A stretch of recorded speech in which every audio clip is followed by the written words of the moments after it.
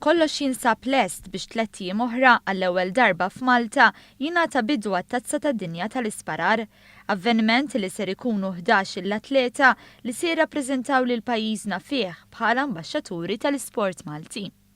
Waqt konferenza tal-aħbarijiet fil-Malta National Shooting Ranges f'Takandja, tħabbru l-aħħar dettalji dwar din il-kompetizzjoni internazzjonali li se tattira lejn pajjiżna aktar minn 400 tiratur minn 61 pajjiż differenti, buħut minnhom diġà bdew jaslu pajjiżna.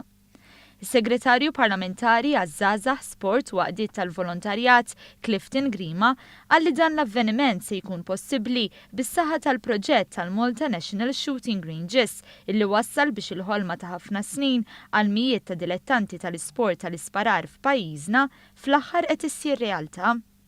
Dr. Grima qal li l-Gvern se jkompli jinvesti bil-qawwi biex anke fl-isport Malta tikseb suċċess fuq bażi regolari.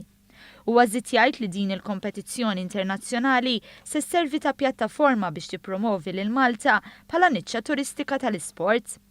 Min-naħa tiegħu il-President tal-Federazzjoni Maltija tal-Isparar, Xavier Portelli, spjega kif kull sena l-Federazzjoni torganizza 4 avvenimenti tat-Tazza tad-Dinja fejn din hija l-ewwel darba li Malta se tkun qed tospita tappa mit-Tazza tad-Dinja.